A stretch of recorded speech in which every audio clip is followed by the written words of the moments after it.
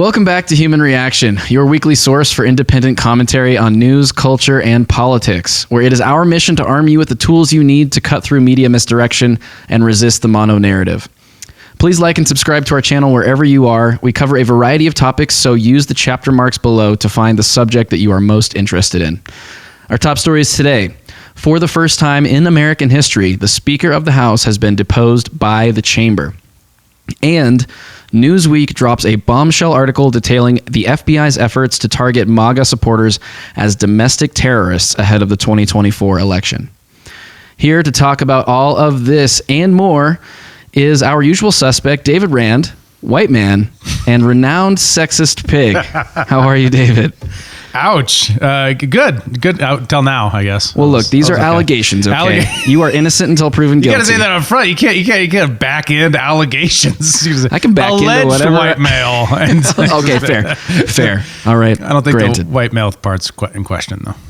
Well, I mean, it is 2023. We can't assume anything. That's a good point. Yeah. Fair enough. And special guest, recurring guest now, Kat Dwyer, who is our token uterus-owning individual. How are you, Kat? That's right. I'm good. Glad to be here. You're much more than our token uterus-owning individual, too. Oh, thank you. My name is Joe Sheehan. I am classically woke and politically non-binary, and if you want to know what that means, join our Discord and I'll explain it to you. Okay, enough of the formalities. Let's talk about some news. What's going on in the House of Representatives? Well, we're gonna start off with. Can I address my sexist pig accusation? Could we lead with that, please? I thought we were just gonna let that one simmer. Make people wait.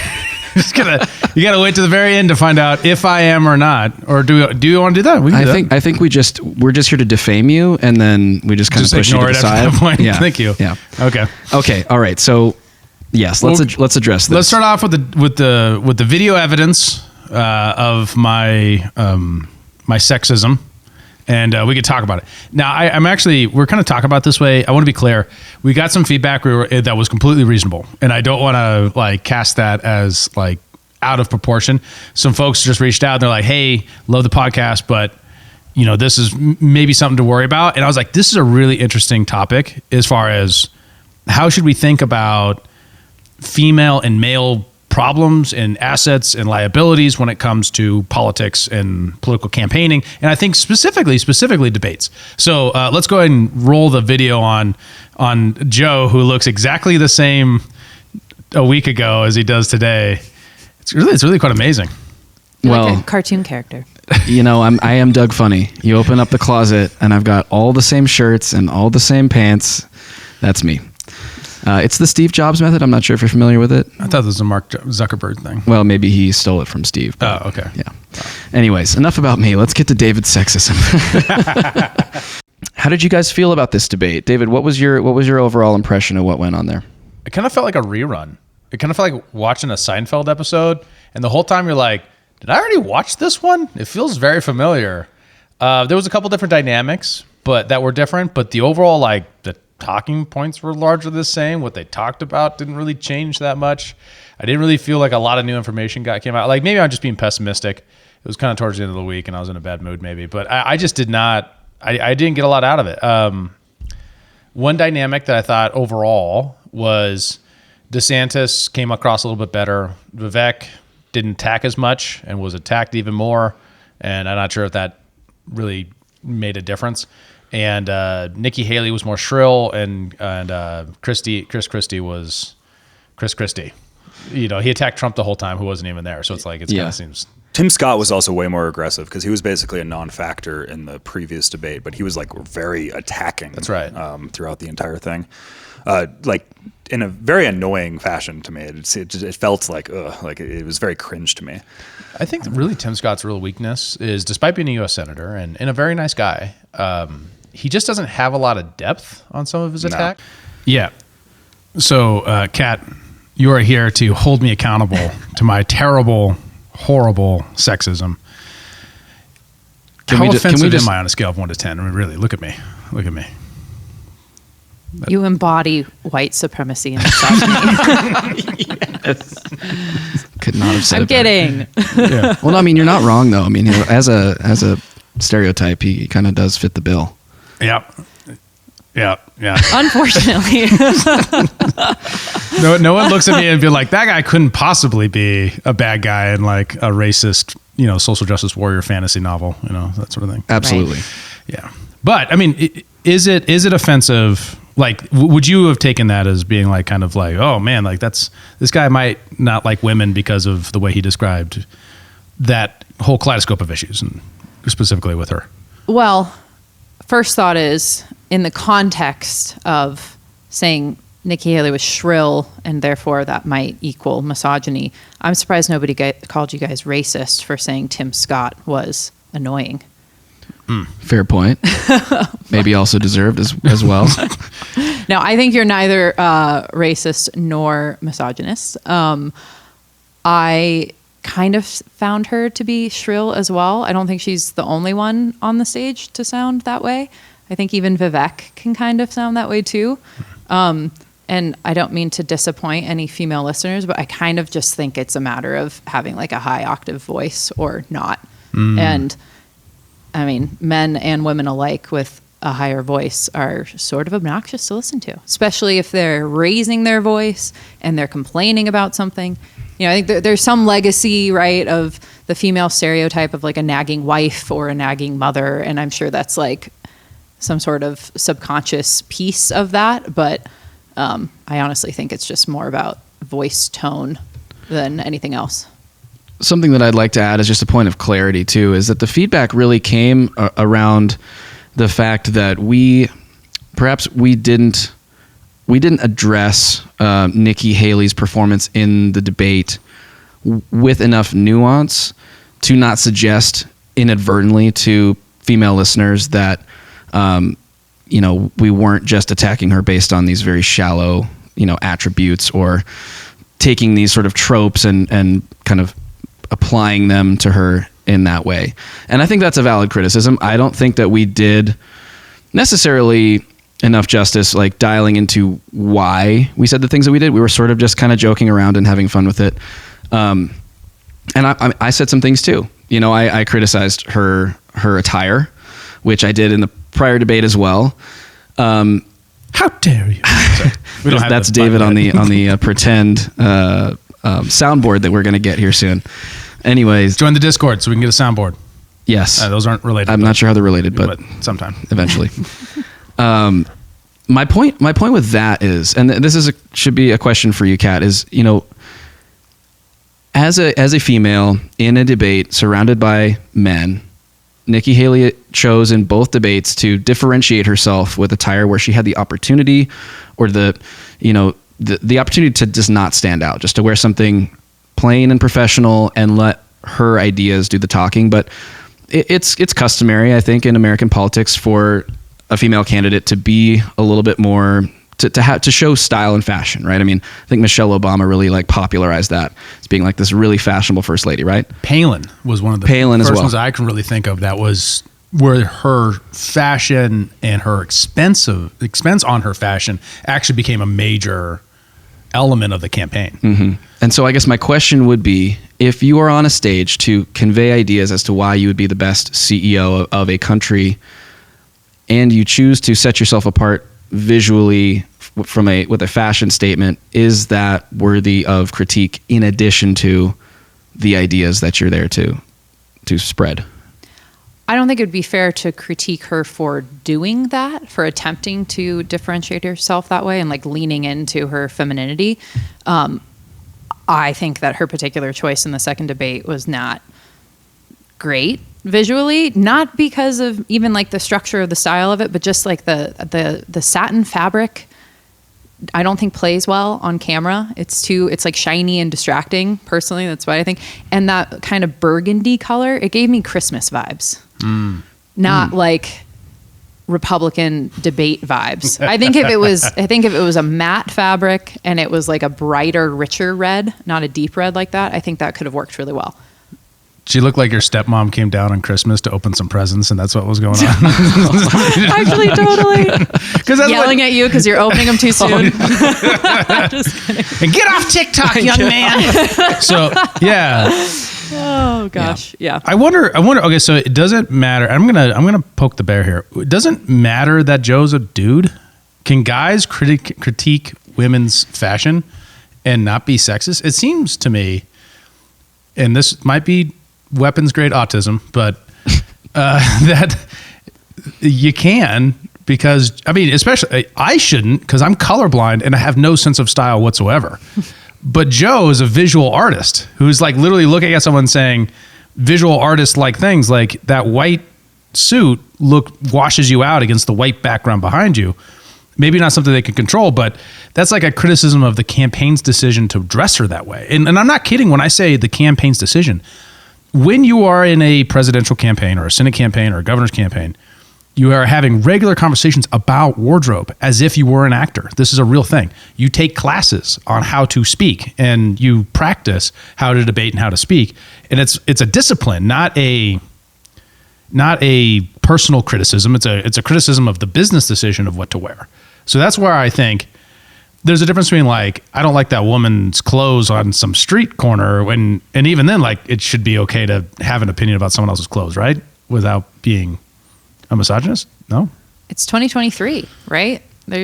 And I think if the idea of chivalry has been sort of squashed by the modern feminist movement, and I think if we're going to play by those rules, they should probably expand and reach into every aspect of like human interaction. So are you saying my comments were not chivalrous? Well, I'm just saying, Which is in fair. terms of being respectful or whatever, like I traditionally probably know it's not a place for a man to comment on women's fashion, but I think in today's world and our current culture, sure. What's the difference? And as like a, anarcho-capitalist, like I sure have at it. I think the only thing is that I'm seeing is it creates an additional attack vector for someone who is ready to try to criticize someone who's on a debate stage to be criticized, right? Like they're all up there to have their ideas pressed and stress test and everything like that. And so to me, to make an overt fashion decision does, open you up to people deciding whether they like it or don't like it. And again, that's like the least important aspect of Nikki Haley on that stage. I think the number one reason to object to her would be like her foreign policy views, first and foremost. I was going to say my biggest issue with her in the second debate was her sort of implying that we should go to war with Mexico to stop the drug trade, as if we haven't had a war on drugs before in the past. Yeah. And that's it like, hasn't failed. This year, that's like a third of the Republican field to say that at this point. Right. It's pretty wild. Like they're like, if we're not drone striking someone in Mexico, we failed our drug policy. It's like, wow. Well, it's completely incongruent with many of the Republicans' stance on Ukraine too. I mean, Nikki Haley isn't one of those people, but even DeSantis has flirted with that idea of using military force against the Mexican cartels, while at the same time suggesting that maybe we shouldn't be funding Ukraine. Yeah. Unpack that. What do you mean by that? Well, if you're anti-war, you're anti-war, right? How could you possibly flirt with the idea of something that could easily escalate into a war, right?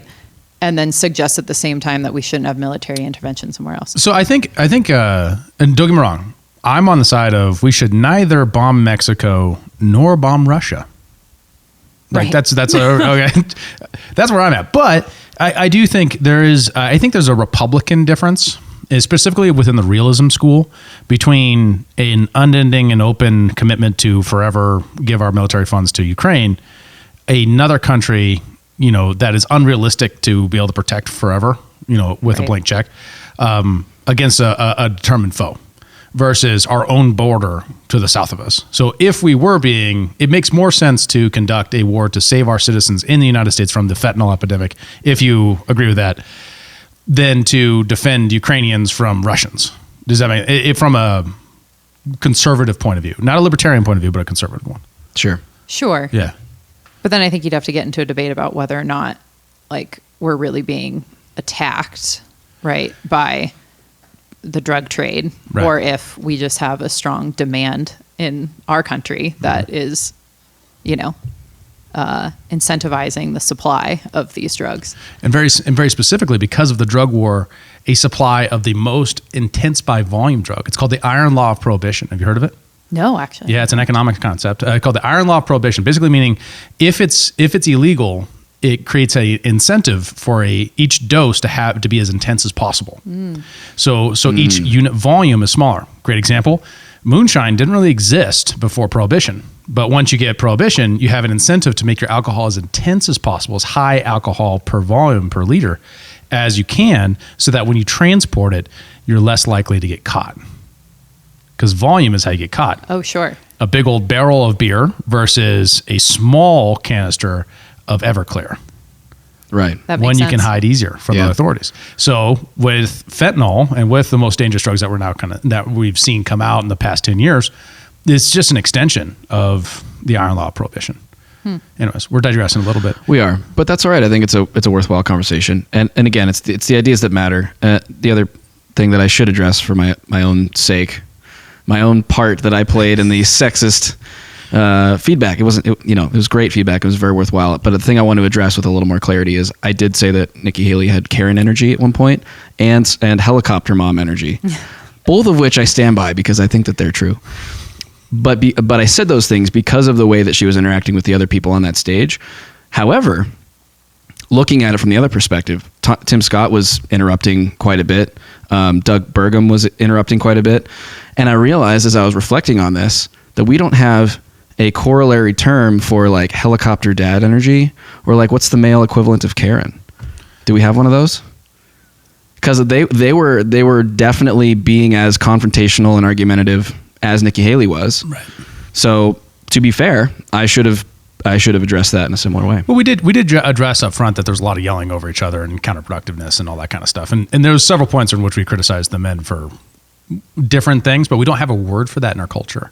It is interesting. One thing that we generally see in the culture, if you're a parent, is men are usually less helicoptery than their wives, and then usually find themselves being helicoptery, right? I totally understand why a guy would be a helicopter dad, right? Or a helicopter parenting is a thing. Sure. There's a lot of pressures. There's a lot of commentary you can get into there. For sure. So I'm totally sympathetic to it.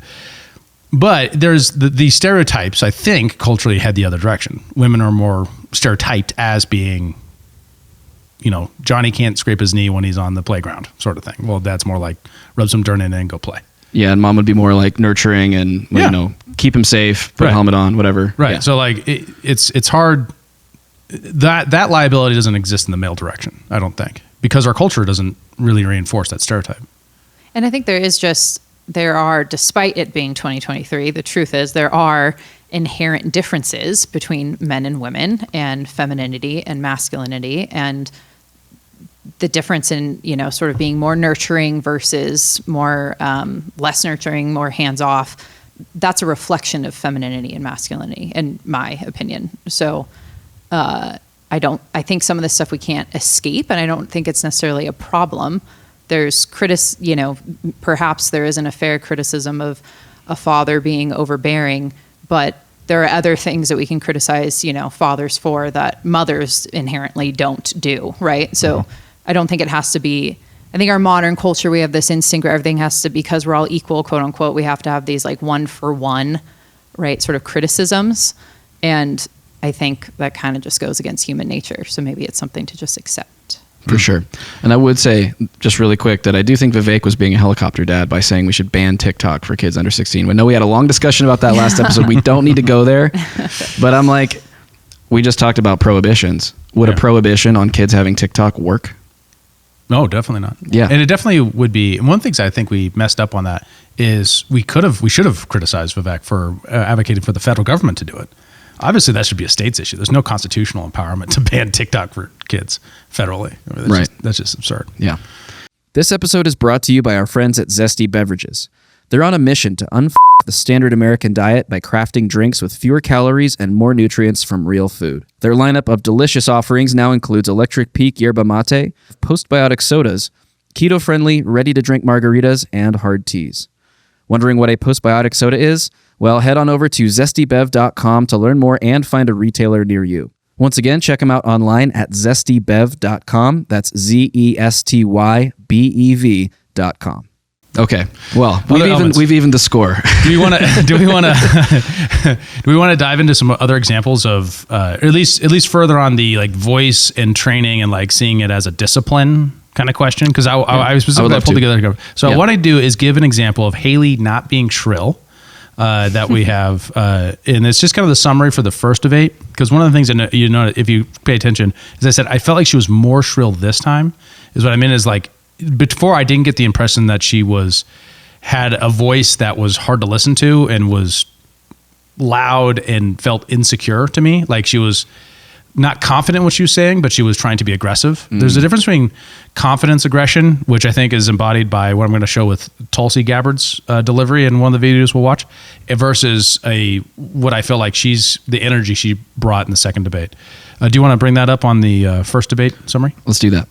Well, yeah, like that is a Christmas Okay, so yeah, jacket. that is exactly what that is. That's something you would wear downstairs to open presents on Christmas morning.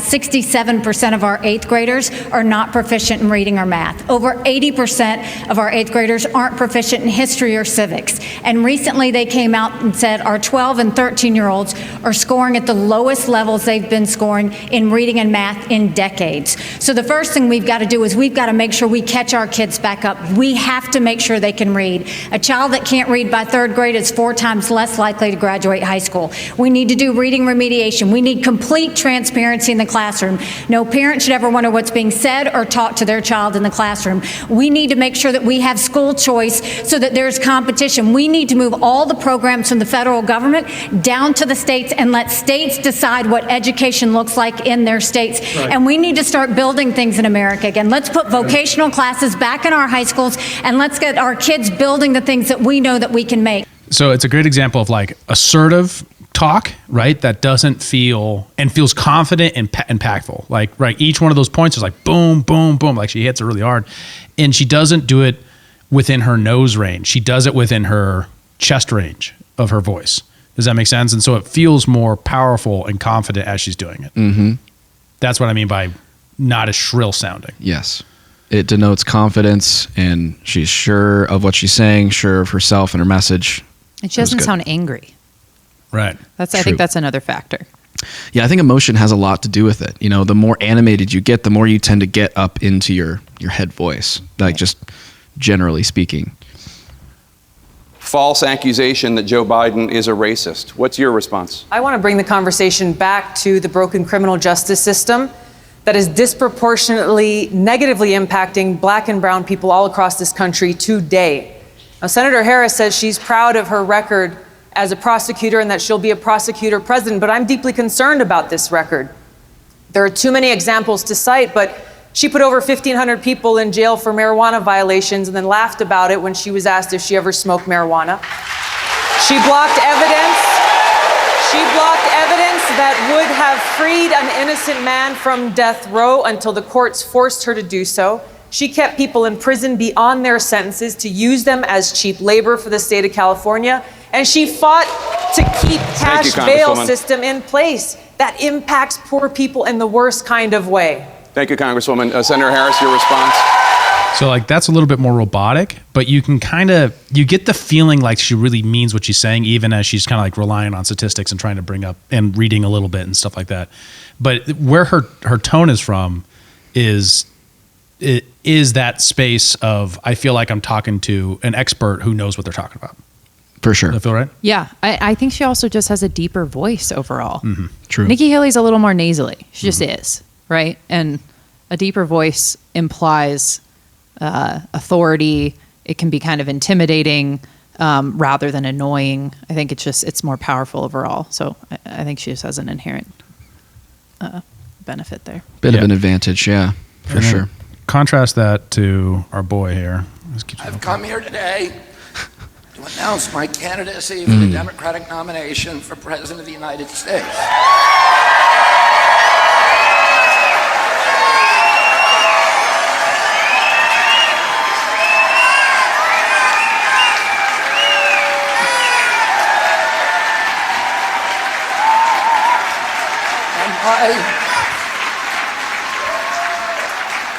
My mission over the next 18 months of this campaign and throughout my presidency will be to end the corrupt merger of state and corporate power that is threatening now. So that's the guy has a medical condition, right? But it is a liability for his campaign. That is a reality. There is a certain group of people who are going to have a harder time engaging with what he's saying because of his voice. True. And that's a liability for Nikki Haley because she has a naturally higher voice, and less of a liability for like Tulsi, who has maybe a lower voice. But each one of these things are different. I mean, it's hard to note just how much strategy goes into where to talk from when you're publicly speaking, and the liabilities and then assets that women have. I'll tell you an unknown asset. If you are a male candidate running against a female, you do not ever interrupt her. Well, if you're a female candidate, you can absolutely interrupt anytime you want to. Well, it appears that in the second debate, she got that memo, and maybe it was a tactical decision for her to do that. I mean, is that likely? I don't know. I mean, it's possible that she was also really passionate about TikTok, but and the other issues. And a lot of interrupting happens, but two dudes can absolutely interrupt each other. It doesn't look right. But your biggest liability as a male candidate running against a female is to look like a bully of females, which will turn off other dudes. Right? Even if you're a Republican and you're determined mostly by male electoral votes, you still need females to win primaries. That's absolutely critical. I mean, why am I using the word female and male? Men and women. You need men and women to win, and so the women will see you as a bully. Men will see you if you interrupt. So you got to be very careful about how you. There's a bigger liability for the dude in his interactions with a woman competitor. Well, the women do not have that competition. Now they do have this challenge of coming across as shrill, right? Possibly if they speak from the wrong part of their voice and it gets into their nose and they start talking as if they're not sure what they're saying. Which may be physically necessary to get the amplitude in your voice enough to speak over a room full of cacophonous men shouting at each other, right? I mean, that could just be a reality of the situation. Yep. Yeah. And it's just a liability to the campaign that you have as a candidate. So you try to work to mitigate that through a practice, and there's like voice coaches that campaigns hire for this very thing. I mean, who was it? It was actually in the White Pill. Margaret Thatcher hired a voice coach. Right, to help her lower her voice so that she can come across better for her electoral campaigns. That doesn't mean that it doesn't. That isn't a criticism of her, right? That's a reaction to reality. And I guess one of the things, the criticism that was brought up by our listener, and we can move on if we want to, was that we should be careful about new listeners who might come in and hear us say that, and then they might not listen, and we want to grow the podcast. Totally get that. I totally understand that.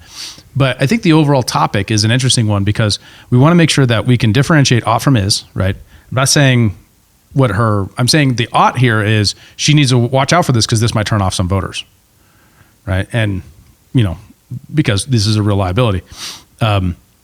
And then second to that, I would never want to come across as being sexist. I really take that very seriously. I'm a father to a daughter. I have a wife. I'm the kind of guy who wants to come across as something is broadly understood to be accepting because that's who I am. And I wouldn't want anyone to think otherwise. But I'm glad we could talk about this and we could have Kat come in and tell us just how sexist I am or not. And we could dive into the topic. That's not why we had you come in. She's on the schedule. Am I done? She was on the schedule before this came up. Okay. No, I think we did that justice, and thank you to our friends who brought this feedback to us because I do think it's an important subject to dive into, and it's going to help us improve the podcast going forward. And if you would like to offer us feedback as well, join the Discord. Link in the description. If you are a small business owner looking for exponential growth, you have to connect with Adam Thune at Intellectual Patriots. He will revolutionize your business game and help you get to the next level. Adam can streamline your business practices and advertising strategies to improve your bottom line. His expertise in data engineering means he can build you the systems you need to collect and analyze market data. His mission is to provide you with invaluable insights to fuel your success. From grant writing and business proposals to digital systems integrations, even AI management. Intellectual Patriots is a one-stop shop for cutting-edge solutions. Don't wait another second. Visit intelpatriots.com to learn more. That's INTEL Patriots.com. All right, let's move on. Let's talk about Speaker McCarthy. Speaker McCarthy. Yeah. Former Speaker McCarthy. Speaker McCarthy. Yeah. The spoken McCarthy. No, that's not right. So for the first time in American history, the Speaker of the House has been deposed by the chamber, which was done by 8 Republicans and all the Democrats voting to no confidence in the Speaker to remove him from the chair. So to get the background, we got to zoom back to January. Now, if you're a regular listener program, you absolutely should not be surprised by this at all, right? We've been talking about it for some time. There was 17 something votes for who was speaker. Part of that was a big negotiation by the conservatives to say, hey, we want to get back to regular budget order. What that means is in 1979, they said, hey, we're not going to just do this tradition of how we do the budget. We're going to put it into actual rules for us to follow. And since 1979, we've had the same set of rules, which is 12 bills, one from each committee, single issue bills, meaning governing like a single issue per bill. And then we additionally that 72 hours to read the bills and vet and amend and all that kind of stuff, where you can allow amendments. We haven't really allowed amendments since the Ryan speakership. Which was before the iPad was invented? Oh, amendments? No. Ryan was... that's always a thing you invoke. No, that's the last time we passed a regular budget. Oh, that's like an actual... before the iPad was invented. Before.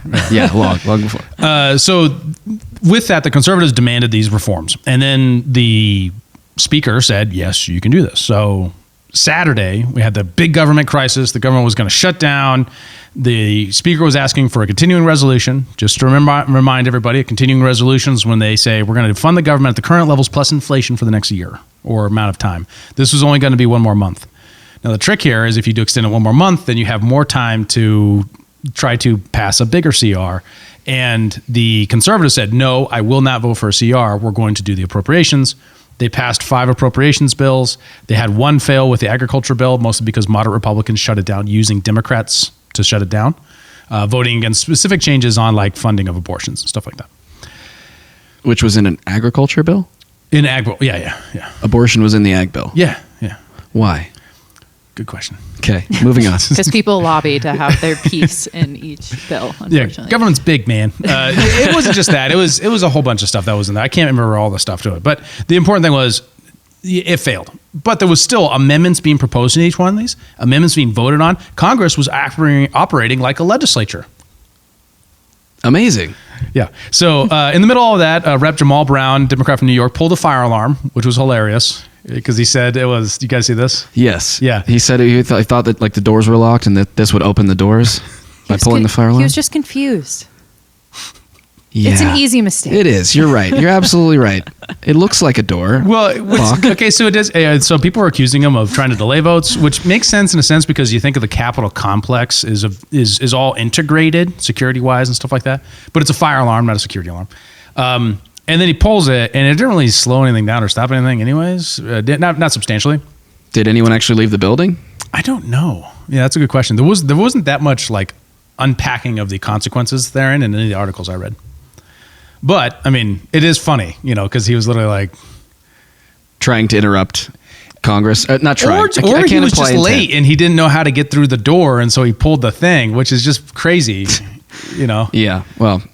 I think it might imply that the progressive caucus was banking on a government shutdown and maybe wanted it, right? They can, press-wise, they use that, Democrats traditionally use that to their advantage. So, I think he was intentionally trying to disrupt things and slow the process down. Oh, interesting. So you think it might have been his motivation to cause the government shutdown by interrupting the process of getting to a deal. Yeah. Such that they could use it for publicity. I think the Democrats were pissed that the government continued to stay open. I think probably a lot of them were banking on it closing. They do love using that against the Republicans. Totally. Yeah. I mean, all the agencies had sent out guidance except for the National Park Service, which is the one that my organization was waiting on. And we're like, God damn it, please send it out. But anyway, so go on. But yeah, no, that makes sense. Right. Yeah, I'm not saying he didn't do it for that reason. It's just that he claims it was an accident. Right. And we don't have any evidence, and hard to know the heart of man. But if he did get confused and you're one of the constituents, you'd be like, you've been there 10 months, man. Like, you think you'd know how to get to where you do your job. Yeah, this is not the first day of school. You know where all your classes are, okay? Yeah, right. I'm sorry. The Capitol complex is very confusing, but he was going to the outside, which is very simple. Right. If you walk out, I actually worked in the Cannon office building, so I know this. There's only a couple exits. The exits all go outside, and when you go outside, Capitol, and you walk that direction. It's not challenging. So I'm very confused at how this could possibly be confusing. If this was Fetterman, I'd maybe believe it. Ooh, yes. True. But But you'd have to Yeah. be a complete moron to get confused by that. So a whole nother media cycle got started out of this because he put out a memo to other Democrats saying the way to respond to this is just to call the opposition Nazis. Yeah. He tweeted about that. Yeah. Yeah. The only reason for someone to say that's a weird thing to do would be as if you were a nationalist socialist and you wanted to kill everybody. Yeah. Right. Or take back the Rhineland. I'm not sure what sort of Nazis he's looking at. This really is just a circus, isn't it? It really is. We did it. Our thumbnail was Donald Trump fighting a bunch of clowns, right? And this is what it is. I mean, to be fair, he kind of is one of the clowns too. He's just the orange one. He's just in face paint already. So On Saturday they passed a CR, and the CR pretty much was sans Ukraine spending, and it basically said we're not going to do that. Well, that was the major sticking point for a lot of like funding the DoD and all this other stuff. And then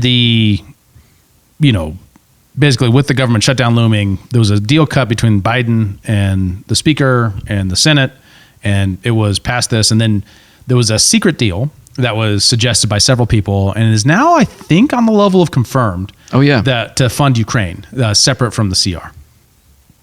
So with the knowledge of the secret deal coming out and the CR, of course, happening despite conservatives' best efforts to stop it, the threat from the very beginning was an older rule changed by Nancy Pelosi back when she was Speaker to say, it used to be that if you wanted to vote to have no confidence in the Speaker, you needed to have the majority of your caucus agree with you. But what this allowed was for any individual to propose a no confidence vote. That was the Pelosi rule. And with that, Pelosi, according to rumors, I'm not sure if this is confirmed yet, but according to rumors, said, hey, don't change that, McCarthy, when you come in as Speaker, and I will forever, tell my caucus not to vote to get rid of you. Oh. And then... So leave yourself vulnerable, but I promise I'll protect you. Yeah. Oh, wow. Yeah. And then clearly all the Democrats voted with, it was 8 Republicans to get him out. So clearly she did not keep that agreement, if that was indeed the case. Or she even had the power to do that. Sure. That's the question. I mean, like, the Democrats have a lot of power, but it's easy to look at either side as having this monolithic military-like discipline and structure, and that's just never true. Well, that's really interesting. Oh, sorry, Kat, go ahead. Oh, I was just going to say, well, AOC went to Twitter prior to this, right, and said that she would vote against McCarthy. And so some folks viewed that as like, a call to, or like a warning to the rest of the Democrats that the Progressive Caucus would vote to oust him. And therefore, if they want to stay united, they're going to have to probably get behind the progressive instinct there. Interesting. I mean, I can see their motivation as just wanting to see the Republican Party in a bit of chaos, sort of being the prevailing narrative that they would want to push. But I find it interesting that you mentioned that supposed deal took place, or that unspoken deal between McCarthy and Pelosi took place, because once McCarthy was voted out, it was like the next day, the interim speaker, who was previously, before the session began, right, secretly selected to replace McCarthy by McCarthy himself, right? He wrote a memo to Nancy Pelosi's office, booting her out of her like secret lair or whatever it is, like the speaker's, I don't know what it's called, like the secret office or something like that, which is interesting, because that seems like a little bit of retribution, if that is indeed the case. And secondly, it points to something amounting to an agreement or friendship or something going on between McCarthy and Pelosi for him being the new speaker, allowing her to stay in that office, because that should be his as the speaker, correct? Yeah, I think that's something. I kind of missed that story, to be honest. I think my understanding is, and who knows if this is true or not, but that there's like multiple spare offices. And so she was just using one of those spare offices, and it's like not unheard of to have former speakers. She wasn't in McCarthy's office. She was in like another office. Oh, okay. So it was blown out of proportion. That's probably the Republicans trying to make the Democrats look bad. Well, there is a lot of gamesmanship around who gets what office. Sure. That's a reality. Sure. That's a real thing. But and there are some offices that are terrible and no one wants to be in, and certain buildings that people don't want to be in, and there's certain offices that are like privileges that are the parties and the power structures used to get the benefits of those offices. So it doesn't surprise me, that's for sure. So we now have an interim speaker who immediately said, we're going to take a week off and everyone can cool their jets back at home. So they're, rather than going right into the speaker debates, they're going to be taking a week off and coming back on Wednesday. Donald Trump has already been proposed to be the next speaker within hours of McCarthy resigning, getting kicked out. Someone said, I'll pitch him. And then so on today or yesterday, that got confirmed by Newsweek. And that's really the story. There's been some reporting from Laura Loomer and others about like the nature of the speakership and fundraising and how the joint fundraising committees find the speaker and kind of what the fallouts of this might be. Like, who is he going to be giving the same amount of support for various different Republicans? Why did a lot of people who people normally think as anti-establishment did not join the 8 conservatives in this? Why some of the 8 conservatives are actually not that conservative, right? Just things like that are quite interesting because it doesn't come down in any neat ideological lines. It wasn't like the Trump people versus, it was, very conservative people like Gates, Rosendale, folks like that. And there was some other people like Nancy Mace and other folks that were not considered to be in that same kind of wing of the party. Interesting. What does this change mean for the looming government shutdown and the budget process? It probably, the Appropriations Committee can continue to meet. Right. And so the only question is it's now up to the interim speaker to move bills to the floor and to follow through on the promises of what McCarthy made to the conservatives. He was picked by McCarthy. So is there any expectation he's going to act any differently than McCarthy other than maybe just out of self-preservation? Maybe. Might be his only motivation at this point. Hard to say. Yeah, I don't know. Because then he could become the shortest ever serving speaker if he gets booted out in 10 days. That would be funny. It would be pretty interesting. But yeah, the media narrative here has been absolutely crazy, right? And, part of our mission, cut through the media misdirection. It is absolutely absurd to see this as a personal thing. Of course, there are always confusing internal motivations for every individual and human being. A lot of folks did not trust McCarthy right off the bat. He needed to earn their faith and trust. But the record shows that he did not follow through on his word to the people he said he would be leading. And are we that surprised that there would be consequences of that? And what kind of guy wouldn't hold that person accountable? Right? It would take someone who would require, first, a good place in the party, and second, their principle. And so I think for a lot of these guys, it was like, hey, I really want to see this appropriations process followed. I really want 72 hours. I really want single issue bills. I don't want to see a CR. You went back on your word, time to pay the consequence. Well, a lot of those guys got elected by constituencies that are very passionate about, fiscal responsibility, right? So they've got re-election to think about as well. They got to do the will of their people, right? Right. Now, just to play devil's advocate, and I'll preface this with saying that I think I'm all for us getting back to normal order. And I think I read that it's been in the past 5 decades, we've only passed up an appropriations bill, like all of them on time 4 times in the past 50 years, which is crazy. That's insane. Right? Like that's a problem. We can't just do the omnibus thing where you get abortion and farm bills all mixed up together and everyone's got their little favored piece in there and the whole thing swells and is unsustainable. Totally down with moving away from that. We should. And if that means burning the house down, maybe that's what needs to happen. However, the Republicans don't control the Senate. They have a very slim majority in the House. They don't control the White House. I kind of think it's a fair criticism to say McCarthy wasn't able to pass any of these appropriations bills because this gang of 8 so-called were unwilling to compromise in the way that practically they would have had to compromise and give some to the Democrats in order to get any of these things passed. Yeah. A problem with that mental model is it seems the branches is equal when it comes to appropriations. It isn't.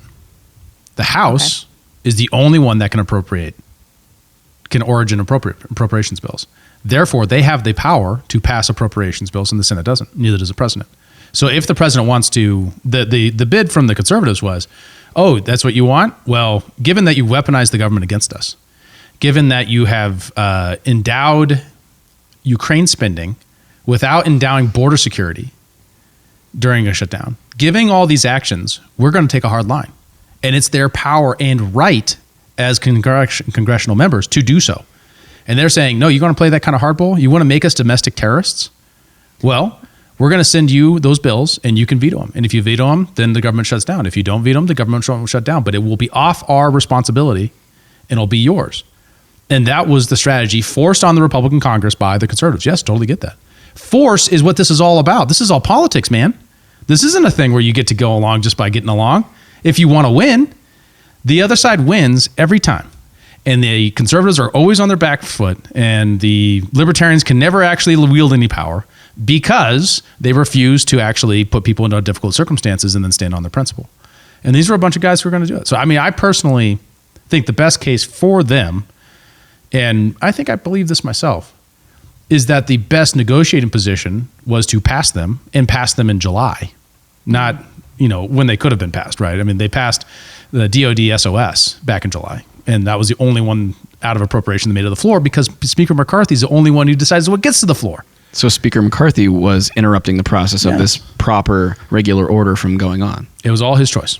I mean, it's crazy because the Speaker has always had more power than the Senate, president, because it's such a large body. I mean, compared to even most legislatures, except for I think North New Hampshire and stuff like that, it's a very large, legislative body. So it's normal for there to be more power in order to keep things moving when you have that much diversity of people. But still, given that, he has complete control of what gets to the floor. He has complete control over how fast these committees meet, how much money they have to do the things. He has tremendous amount of power to prioritize. And so when they say things like, oh, well, the Biden investigation will get interrupted. The Biden investigation, they should put subpoenas out months ago. We've been saying for a long time how much evidence there was in this space, right? But they move at the pace that they move at, right? And ultimately, as leader, he's responsible for that. I will say he's clearly failed in keeping the Republican Party as like a solid coalition, and that's what's given the Democrats the success that they've had, is that they're united. If AOC really did get the rest of the party to like vote against McCarthy because the Democrats would rather stay united than have like the can I swear? Yes. Shit show that the Republicans, the spectacle. Whoa, young lady. That kind of language up in here. Dude, don't be a helicopter dad, please. Oh, but I mean, they're relishing in this, right? This chaos, right? All these headlines have distracted from the criticisms of Biden and the Democrats. And the Democrats have always been really good at staying together. And by doing so, they can wield more power and they get more done. And the Republicans historically haven't been that great about that. And I think in part, and maybe I'm biased in saying this, I think it's in part because maybe they're more principled. So there's more infighting because there's more people who actually like believe in what they're standing for, right? It's not just like, sort of cold, hard politics. But if you want to get stuff done, you need to be a solid coalition, and McCarthy obviously has failed at that. So I think it is time for someone else to lead. I get that, and my only quibble is that there is an ease to growing government that's harder to cutting government, and so I think there's a natural division about that question with the Republicans that will never be as big of a question for the Democrats.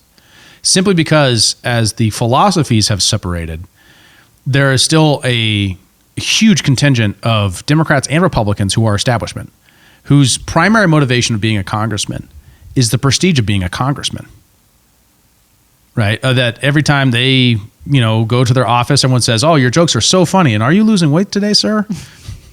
They say that every day. Stroke the ego. Right. Mm-hmm. Or they go home and they're the big man. They're the congressman. They go back to the Rotary Club and they're just so important and special. Right. I think that temptation exists on both sides of the aisle. And there's a ring of progressive Democrats who, can get tempted into the, establishment Democrats. And there's that wing of conservative Republicans that can get tempted into that as well. But that the conservatives have a much harder job because you can be an establishment Democrat and still get a lot of your priorities done. But once you're an establishment Republican, cutting government is so much harder than just adding more radical stuff to the existing government program. Think of it like a wrench. A wrench only turns one way. Like a socket? A socket wrench, yeah. It only turns one way. And you turn back to the other, it just doesn't go back, right? To flip that switch to get torque the other direction is much harder than in the direction where the state already exists. So growing the state is always easier. And then not to mention the cover, right? In 2013, we had passed all the appropriations bills. They were sitting in the Senate. But, I'm sorry. If I remember, it was like 9 of 13. It was like 90% of the government was funded, way more than 90. And it was still the media saying, oh, well, Republicans, because at the time, the media was largely, a monopoly. They're not as much a monopoly anymore. It's true. I mean, their power is waning, but I think you're very right. The directionality of growth of government is a train that is so far down a track. It's like nearly impossible to pull it the other direction. And there is this temptation of the uniparty to just continue to do that, because it's a lot easier to offer people more stuff than it is to say, hey, we're going to actually have to tighten the belt. We're going to have to do some things that are going to be very uncomfortable, cutting Medicare and Medicaid and Social Security and all that sort of thing. Like, can't even talk about it because it's a third rail. But right? then this is even way simpler than that. This is we are going to take in $5 trillion and we can't spend $7 trillion. Sorry. Right. It's that simple. And then the most conservative budget is cutting it down to $600 billion deficit. Not even a balanced budget. A $600 billion deficit is the most conservative proposal, and we can't even do that. Right? That is a hard line on Democrats.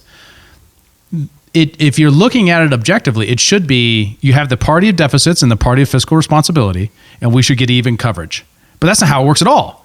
Right? And so given that, you have to, if you're going to disrupt that, and if you believe disrupting that is the only thing that will save the country from much more inflation and a runaway budget problem where we are spending $1 trillion annual on just the debt, then why wouldn't you shut down the government?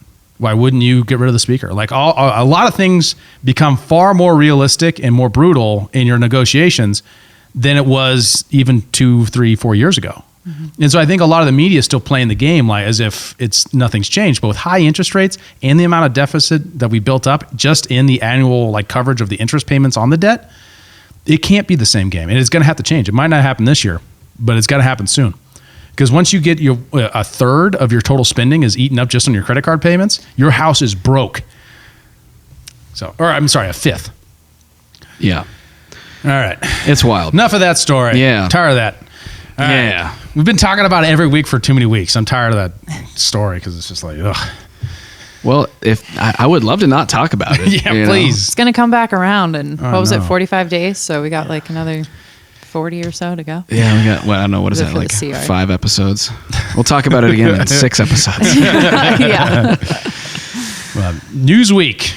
You brought this one to us. Do you want to summarize the story for us? Sure. Yeah. So Newsweek released sort of a bombshell report outlining how really in depth how the FBI has basically created a new category for targeting domestic terrorists. And when you look at the details of it and sort of the language change of their official designations, they're very clearly targeting political enemies, and it's one political enemy and political party, and that is Trump supporters, or MAGA Republicans, as Biden likes to call them.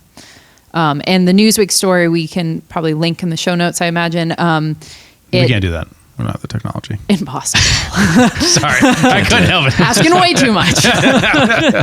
What am I, a wizard? Hacker man. So I would encourage everyone to read the story. It's a long article. The journalists obviously did a lot of due diligence, interviewed a lot of people within the FBI. Some willingly spoke on record. Some remained anonymous. Naturally, the anonymous folks were more candid and critical than the ones who spoke on record. Makes total sense. But it's pretty disturbing. So if we want to dive into it, I can fill in some details. I also use these really nice, very complimentary pictures. Right.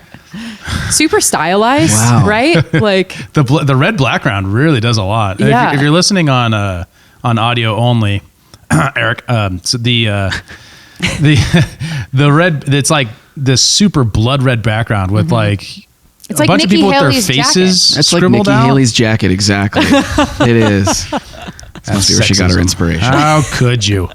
And there's a bunch of people, and one guy's wearing body armor type thing. It's a rally, but they make it look way. Is this from January 6th? Is that what this is from? Yeah, this is from okay. in front of the Capitol. Someone's doing an okay sign. But they definitely stylize it. And also, I have to say, and I'm half joking, but when I saw this and I saw the the OK symbol. Someone's going to take a still of that and say I'm like a Nazi. But Oh, for sure. You're done for. when I saw those, I thought, Fed. Who does that? Okay, Fed. Yeah, right. Yeah, it's a long one, but it is a really good read. I did think it was interesting. One of the things that was frustrating me about it, and maybe I missed it, was there was a bunch of stories similar to this back in like 2022, right? Where the Gadsden flag, the Project Veritas put out this memo saying the FBI had said that the Gadsden flag and Second Amendment support was indicator of potentially being a terrorist functionally for their investigations. Yeah, is this like I an recall extension of that, or is this like the same thing or a different thing? I think what's sort of revealed that's different here is the FBI changed their definitions of domestic terrorism to basically they broadened it to encompass politics in a way that it hadn't been before. So one example of that, they redefined the acronym is AGAV, which stands for anti-government, anti-authority, violent extremism. And it originally, the definition had been furtherance of ideological agendas, which is obviously, I mean, that's still like wide sweeping and kind of vague, but they've changed it to, quote, furtherance of political and or social agendas.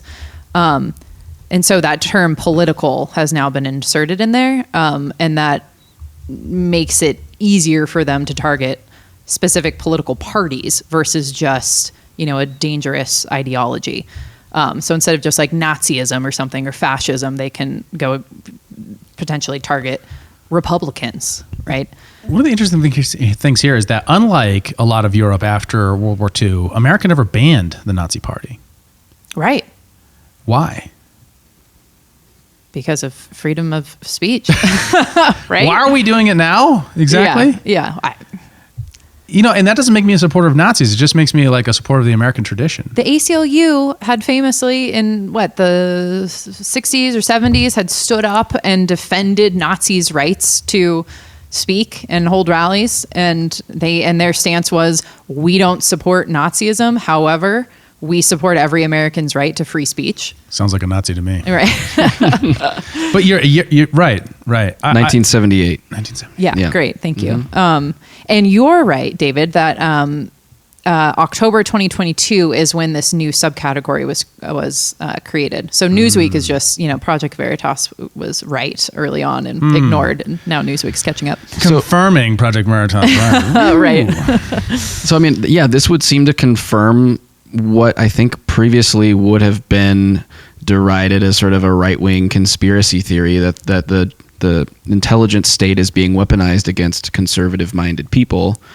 This would seem to substantiate that there's evidence to suggest that, would it not? And what's worse is it isn't even just like conservative mind. It's like a very specific, especially if you're doing MAGA, a very specific like partisan political force. True. Right? I mean, I can get like if the best interpretation of a very evil idea, right? If I could try to steel man it real quick, of saying, hey, if they have a Gadsden flag and they wear the skull and bones mask thing and they have all the tactical vests and all the tactical stuff, maybe they're going to go shoot a politician, right?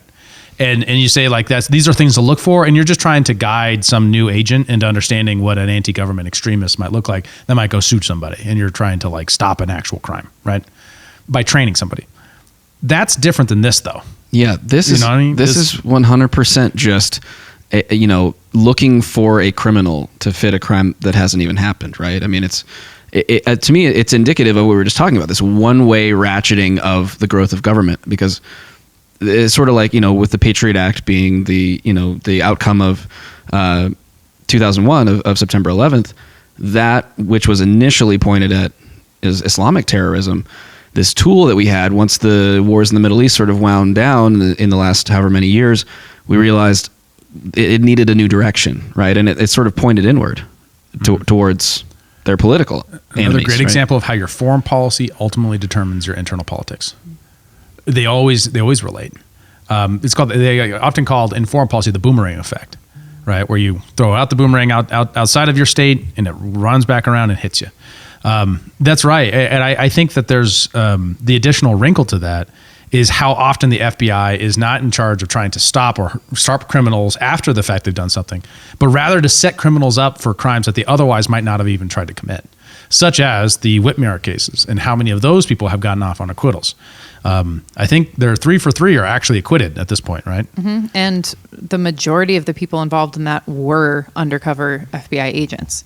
The people who actually initiated the plan and organized the initial meetings and literally like lured people into these meetings with free food and booze were FBI undercover agents. And even like the New York Times reported on this and said, you know, at a certain point you might have to ask like, who spawned this plan? Was it the FBI? And can you really blame the people who were sort of entrapped, you know? Yeah, and I mean, is there a way to even to call it like entrapment? I mean, because I'm sure they've got some way around that. Because apparently entrapment's really hard to prove in the court of law. So I think some of the people who were arrested and tried for this, that was their defense. And I suppose, I mean, some of them got acquitted, right? And there was at least one case where the jury, was undecided about the person and whether they were really guilty or not. So I guess maybe to some effect entrapment was found, but it's hard to prove legally. So, but it's a completely evil way to run your government, to be clear. Like, it's completely wrong to use the monopoly of force and then use that to entrap people in order to get them committed crime they wouldn't otherwise do. Absolutely. And then getting them and then saying, we've done our job. And when it was Muslim, people where they would say, hey, declare for ISIS. And then we're like, I want you to be my friend, so I'm going to declare for ISIS. And then they arrest that person. That was wrong then. And the left was outraged about it. They should be as outraged about this, because this is a misuse of the judicial system, especially for a political purpose, that it was Whitmer during COVID. And then she used that as a reason to get reelected. And I would say too, and I know this is kind of a long shot, but it's important to note that like systems that are put in place that you can wield against your political enemies can also be turned back on you. So anyone on the left in this case who's looking at this going, yeah, get those evil MAGA people, be careful what you wish for, because these things the pendulum can swing. And really what we should be looking at is, do we want government to be able to use this kind of force against its own people? Is that the kind of country we want to live in? And what kind of country is that?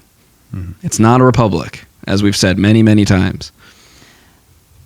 Also, I think just politically, this is the fact that the FBI in October 2022 made this distinction and this change at the same time that the president of the United States, Biden, was making statements like this one, for example, quote, Donald Trump and MAGA Republicans are a threat to the very soul of this country. MAGA Republicans aim to question not only the legitimacy of past elections, but elections being held now and into the future. So arguing that they're a threat, right? I mean, he said that a million times, that Trump's a threat to democracy, but not just Trump supporters are too. So the fact that like the head of the government is coming out and saying like, I have political enemies and they are a threat to this country, at the same time that his DOJ and his FBI are bending the rules to make it easier to go after those specific people. I mean, optically, it's pretty clear what's being done, right? Yeah. I mean, this is political persecution. It's indicative of how secure they feel in their position, I think. The way they feel like they've got it all sewn up. They've got the media on their side broadcasting what they want. They've got the intelligence state doing their bidding, and the Justice Department doing their bidding. He and the administration clearly don't feel like they need to be very covert about any of this. At least they didn't. No, they've been very bold about it. I think they've overestimated their ability to be so bold, right? Because alternative media like this podcast are increasingly becoming the way people consume information. So they don't have as big of an iron grip as they once had. But they're able to wield a lot of power and create a lot of havoc in the interim, right? Like, we're at the beginning stages of having an alternative model, and the old guard isn't going to go down without a fight. So things could get pretty ugly. So join the Discord. Yeah. Yeah. I had just like a couple other things I wanted to point out from this. One is a quote from an anonymous FBI official who was a bit more candid in the piece. Can't do that.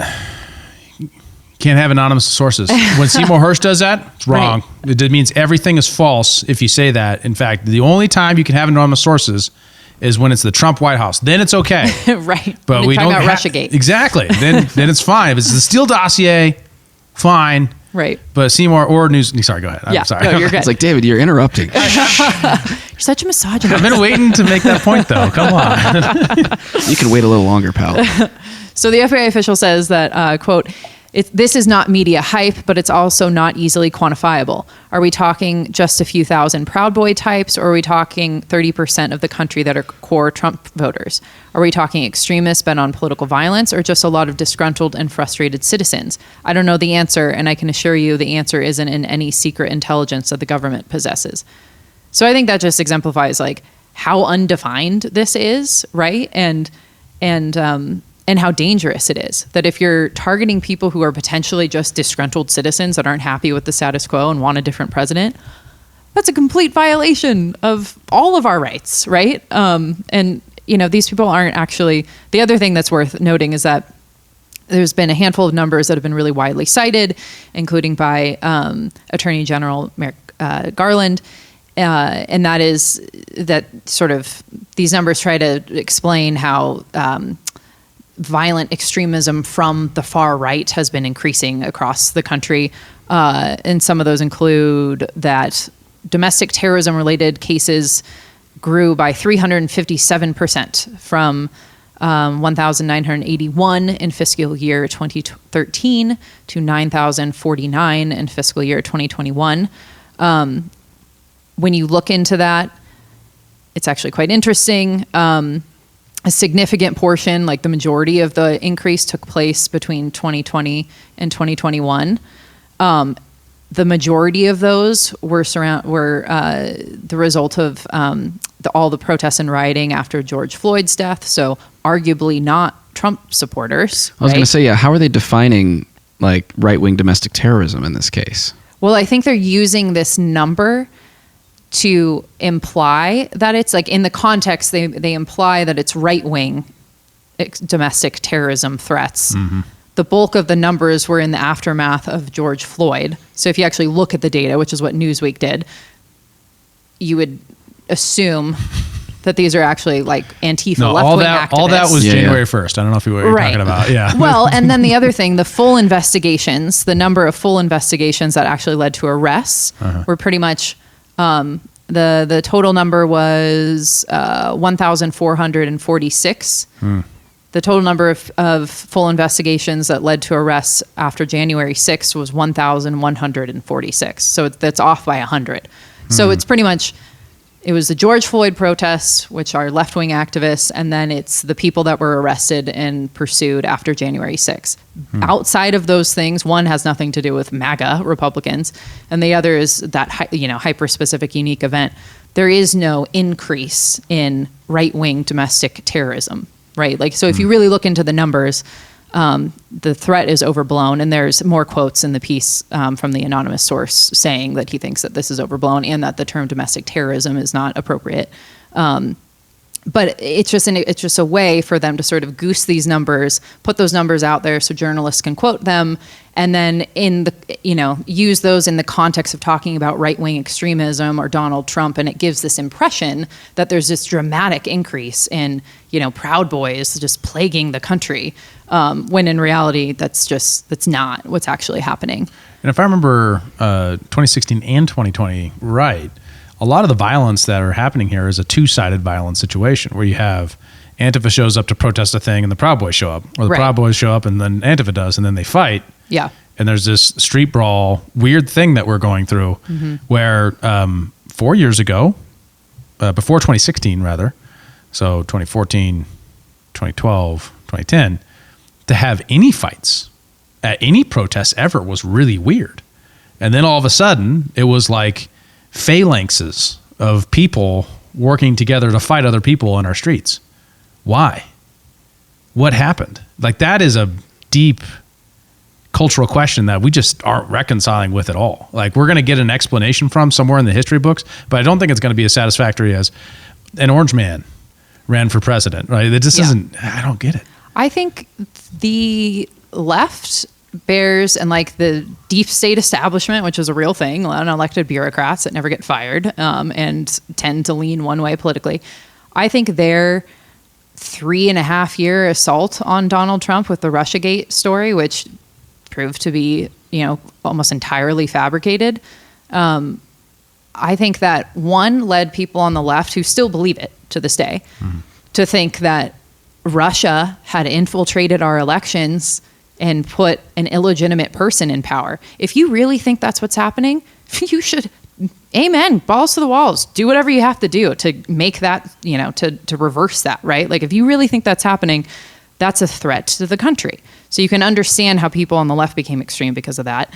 And then the folks on the right that realized that it was just, a political ploy to undermine this presidency, that's also terrifying, that there's, this entrenched unelected apparatus that wields that much power that they can try to unseat a fairly elected president. That's going to radicalize people on the right. So I think that the bureaucrats in Washington, D.C. bear a lot of the responsibility of radicalizing the country. And I think they did it for short-term political gain. And now, they have to deal with the fallout of that.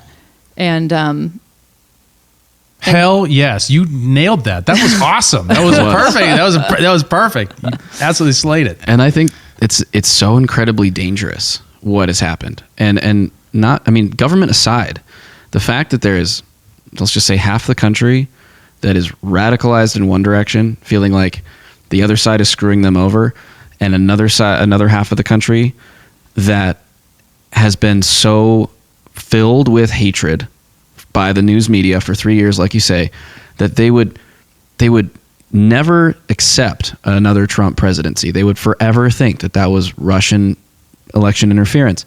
The fact that you have these two enormous bodies of people, like two halves of the country, so willing to go to blows with the other half is actually terrifying. Because I think that is honestly, ultimately, the goal of sort of this globalist communist cabal of people. I don't mean that in a conspiratorial way, right? But the group of people who are interested in seeing the United States taken down from its position of power, whoever you want to call that, right? Our adversaries in the world. How could they do that? How better could they do that but divide the population, have them fight amongst themselves to the point where we can't get anything done, we can't pass a budget, all we want to do is hate the other side and not realize the humanity of the people next to us just because they voted for someone that we don't think is good. That to me is really, really bad. And as individuals, I think we need to take time to really just step back from the circus that we're observing and that we find ourselves embroiled in, and take a step back from the ideas that we find ourselves identifying with and say, look, at the end of the day, if I'm a Biden supporter, Trump supporters are good people. They are. And you should know that and remember that. And if you're a Trump supporter, people that voted for Biden are also good people, right? They just have different views, different ideas of how they want the country to go. And that's fine. That's actually really good. We need to be civil with one another. A great book that anyone should definitely check out if you want to get really into that space is The Righteous Mind by Jonathan Haidt. One of the things you realize that politics is actually a secondary order effect of underlying biological and personality things that aren't really chosen by most people. Most people, you can cultivate a more open character by specifically choosing to cultivate a more open character. But there are a lot of things like disgust responses and things like that are very organic and completely lower down on the order of your brain that determine a lot of either conservatism or open, more liberalism, whatever those words mean in today's world.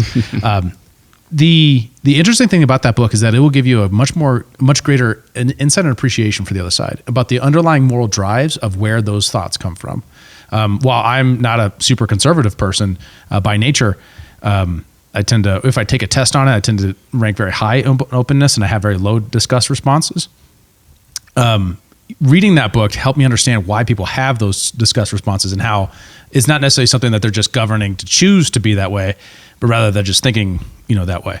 And then lastly, one of the things that I've always felt like that the philosophy of liberty can contribute to this entire thing and always has been there as an asset in the American tradition is how much a peaceful approach to this solves the problem.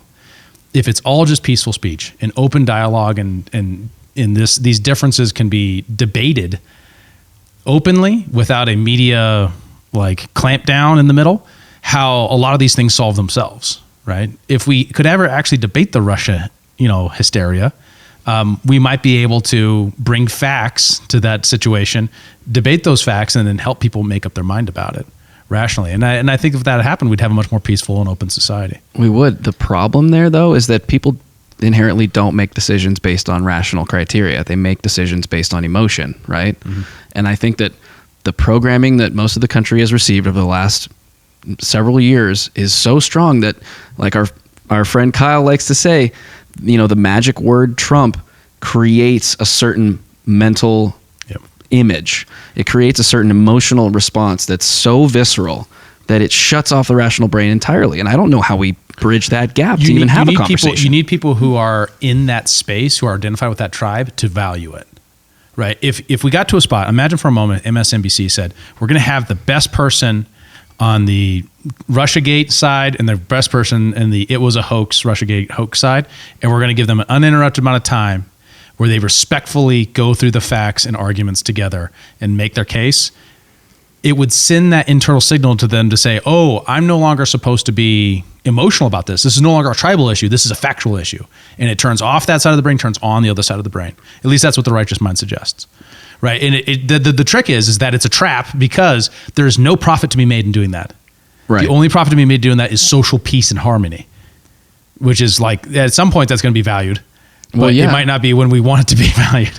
Well, I mean, controversy gets clicks, right? So a media outlet would hardly ever base a headline or a really popular story. They wouldn't anchor an hour of television on the idea of we're going to come together, a kumbaya. Like that's not to have a debate. That's what's great about it, right? It doesn't. My pitch is that it doesn't have to be a kumbaya moment. It doesn't have to be a hippy dippy thing. It can be we're gonna search the truth together. But having a rational discourse, having a rational discourse is whoa, man. Like you're saying, budget deficits are bad. You're saying the P-tape wasn't real.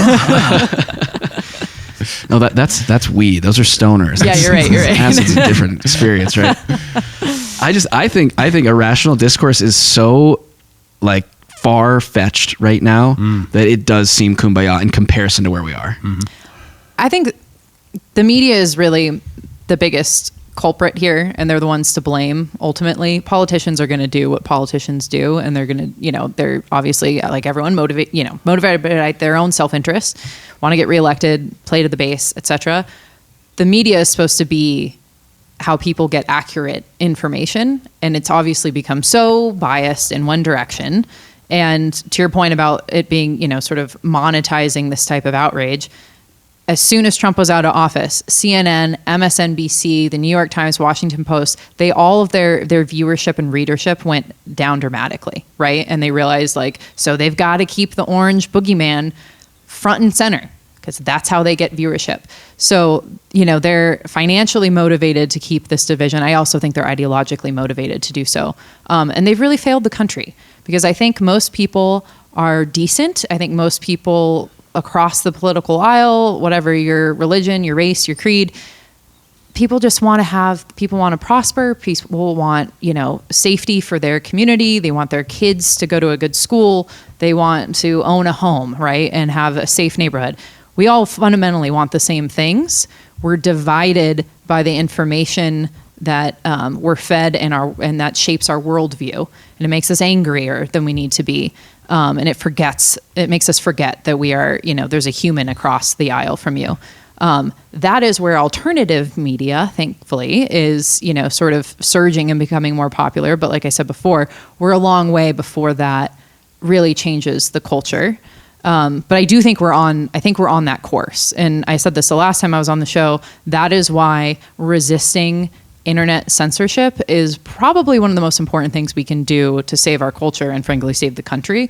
Because if they, if the media is able to get like a stranglehold on alternative forms of media, then we're doomed, right? Then we're on the same path and nothing's going to change.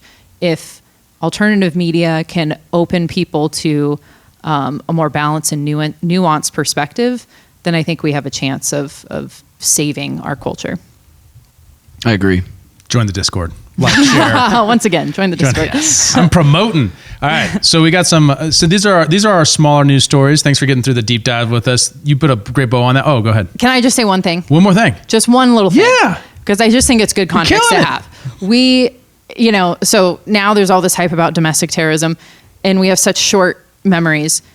The 1960s and 70s, and the article touches upon this a little bit, but the 1960s and 70s were wild in terms of domestic terrorism. And we're talking about like actual radicals murdering cops in cold blood on the street, like walking up to the car and shooting people in their head, right? Like gnarly stuff. Weather Underground.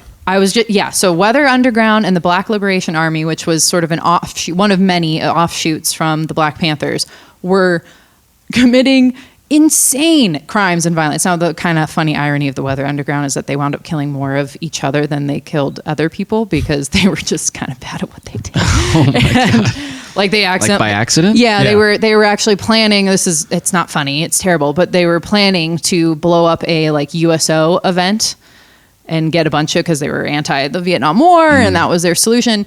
And of course they were all these like wealthy, sort of lefty kids from New York, and they were using, one kid's parents were on their annual European summer vacation or something, gone for a month. So they're using her like townhouse in New York City as their lab where they were making literally all of their bombs for this event that they were going to attack. And they fucked up and accidentally blew up the bombs in the house. And most of them died.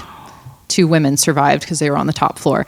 So if we really want to talk about violent extremism, like January 6th is nothing compared to what this country experienced not even that long ago, like in our parents' lifetime, right?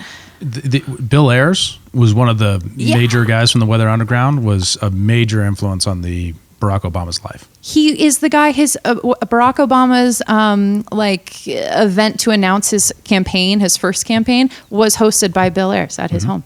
Yeah, kind of a mentor. So these people are still around, like whether and have like university positions and things like that. But it was a very real moment.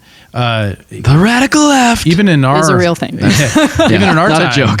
The divisions after the invasion of Iraq were enormous in the country. We didn't have violence in the streets, but we had a situation where 1 million people were in the process of dying in an invasion in Iraq that was based upon a lie. Yeah, and a whole part of the population was saying, "You lied us into war. How dare you?" And the other part was like, how are you not supporting America and our troops as they're risking their lives for our freedom? Like, it's been insane before. We can get on the other side of this moment of insanity, but only if people choose to. Yeah, so totally there has agree. to be a uniting catalyst, right? Like, what is that? Like, there needs to be something, right, that inspires people to come together. Is it an alien invasion? No, that'll usher in the one world government. Oh, right. That's the other one. Yeah. I left my foil hat at home, guys. We need to just keep a roll of tinfoil here at the studio, just in case. No, I don't know. I don't know what's going to be. I think that's a great question, Joe. I think what I suspect is, like most things, it's going to have a confrontation with reality, and then people will bury it in their subconscious, will bury it below the things they don't want to talk about or think about when they were wrong. Right, like conservatives do today. There's all these conservatives who never reconciled the fact that they're wrong about the war in Iraq. Right, and today we'll basically have an instinct that says maybe Ukraine's not legit because of that, but they're never going to be like, say, I was wrong, right? Because that's really hard to do. So I think a lot of people are going to be like, I thought Donald Trump was a Russian Manchurian candidate, but maybe I kind of got a little bent out of shape, Or conservatives who are like, I thought he was RFK Jr.'s reincarnated body. QAnon stuff. I don't know. What? Is that a real thing, or are you just making? No, I'm not kidding. Like, there was a real QAnon theory there for a minute. Anyways, don't worry about it. I shouldn't even say QAnon because we're probably going to get flagged now. The FBI's definitely. You guys are on a list. Oh yeah. That's not a new list. I'm still trying to figure out if David is actually deep undercover. What do you mean? Well, you just look a little bit like an agent. I look like a Fed. A little bit. I wish I had an answer for that, Joe, but whether or not you were an asset, or I can neither confirm nor deny. Oh, come on. Okay, so I might look like a Fed, but I care about the real things, which is Real Women's Day 2023. Now, Riley Gaines is a famous swimmer who objected to a trans person swimming in her competition and became very famous for it. She came out with this post on Twitter. Wanted to see what you guys thought about it. This is where we were supposed to be honoring trailblazing women. We were honoring men who were claiming the identity of a woman. Like ESPN, for example. They had an entire segment honoring Leah Thomas during Women's History Month where they honored his persistence and triumph through adversity and what his national title in the 500 freestyle means and how he's a pioneer for women's sports. Here's just a little refresher. She competed amidst criticism from the swimming community, competitors, and teammates. She said she hopes her persistence serves a larger purpose. ESPN is not the only one. This is who Hershey's had showcasing their Hershey's bar. A man. So this is when I started to think to myself, we need a day to honor real women. You know, women with XX chromosomes. So after thinking and brainstorming, I have now declared October 10th as Real Women's Day. Now why October 10th? October 10th is the 10th day of the 10th month, which in Roman numerals is XX. And if you took 5th grade biology, then you know XX is the female chromosomes. You know how you can declare a day a national holiday? Like there's probably like a National Pizza Day or something? I had gone through all the websites and publications to declare October 10th Real Women's Day, but every single one of them declined it because they said it was too controversial. So I'm asking you and encouraging you to stand with me and all other real women on October 10th and recognizing this day as Real Women's Day. I'm asking if you will go to the link down below. It'll take you to the RileyGaines.org website where I have created a petition. Make sure you sign on to that petition if you are willing and ready to recognize October 10th as Real Women's Day. We need to say enough is enough. It's time to roll up our sleeves and say no. Women are being erased, so it's time that our voices are heard.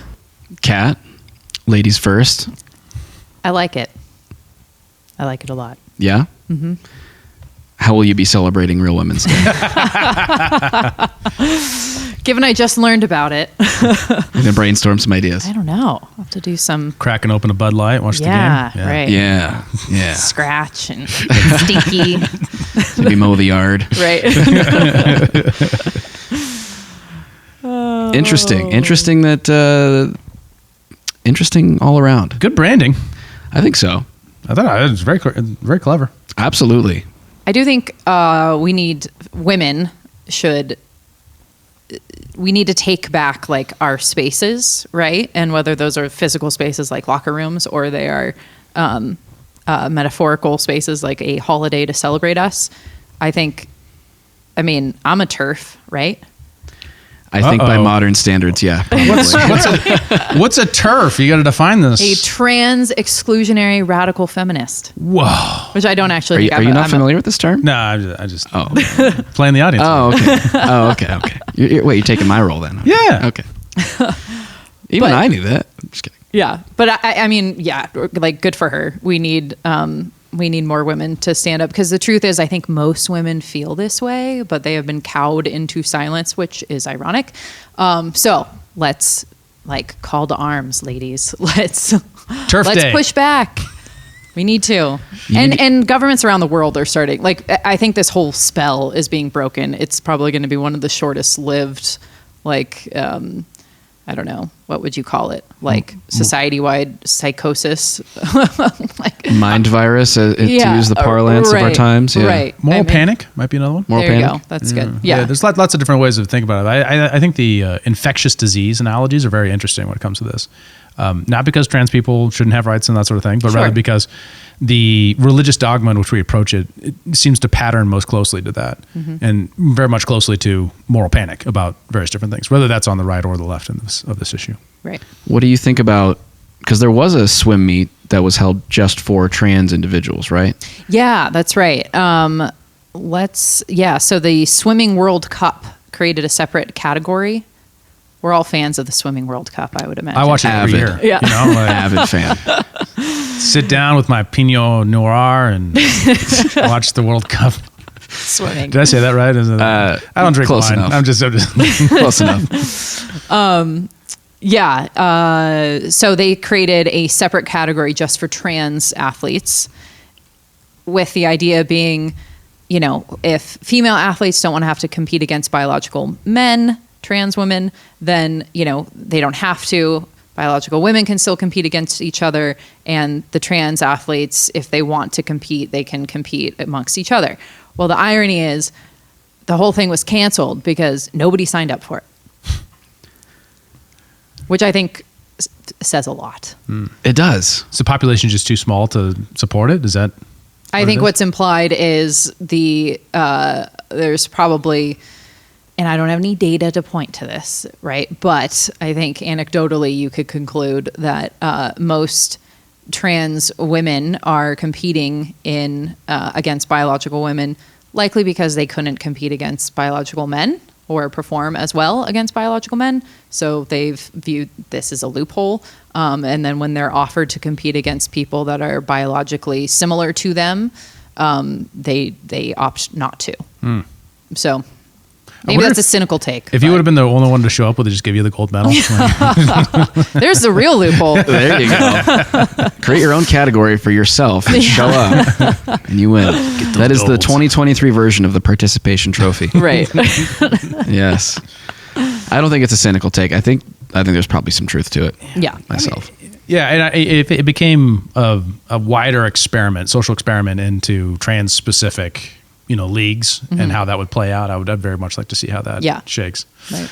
If we start trans leagues, we should for sure start doping leagues where you can just watch roided out dudes or anybody really, just like absolutely annihilate it. I like that idea. The home run derby was way more fun with Sammy Sosa and Mark McGwire and Barry Bonds and guys like that, just absolutely juiced to the nines.